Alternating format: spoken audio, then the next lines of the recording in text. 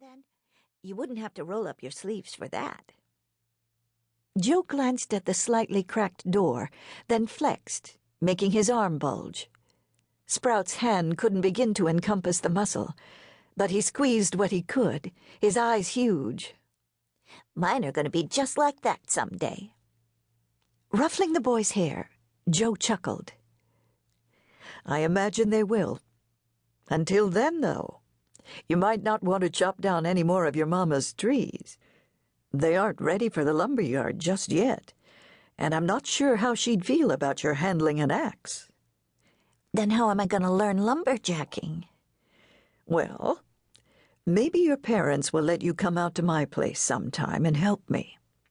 His face lit up. Can I go home with you today? Joe chuckled again. No, not today, but... Sprout Roundtree, come here this instant. Burdensome footsteps followed the strident voice until the door to the parlor swung open. A young woman large with child stood at its threshold, her face pinched with anger. Sprout eased back into Joe. What's the matter, Mama? What happened to my... Her eyes went from the boy to the sapling he held in his hand. Oh, no. Placing his hand on Sprout's shoulder, Joe stood. Afternoon, Mrs. Roundtree. She glanced at him. OB's in his office, Mr. Denton. You can go on in. She turned her attention to Sprout. What have you done to my pistachio tree? The boy shrunk at his mother's tone. I harvested it, but I'll put it back if you want.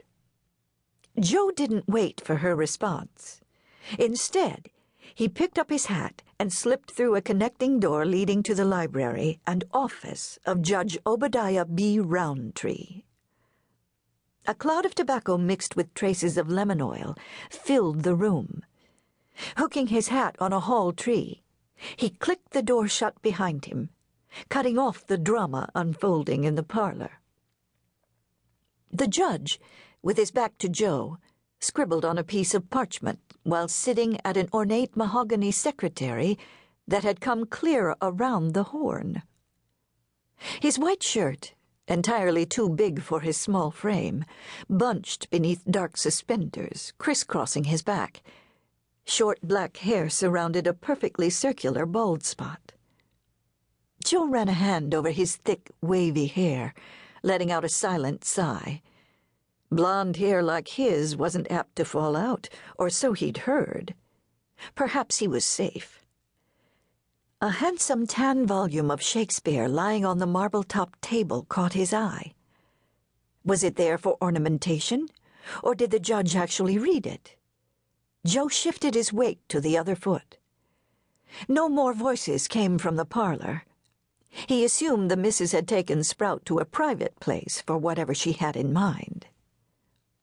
A robin, with a brick-red breast and white throat, landed on the windowsill, warbling a greeting. Joe caught a whiff of fresh air coming from the window. Spring had a distinctive smell, and one he always welcomed. No other spot on God's green earth held such mild and equitable climate as did Seattle from April to November. The bird darted off as quickly as he'd come, and the judge placed his pen in its holder, then blotted his writings. You in town to purchase a bride? He asked, still sitting at his desk. I hardly think so, Joe said. A man would have to be pretty desperate to let Asa Mercer choose his bride for him. Standing, the judge turned and clasped Joe's hand. I think it's a grand scheme. I hear he's collected money from almost 300 men and is hoping to find 200 more. Well, I won't be one of them.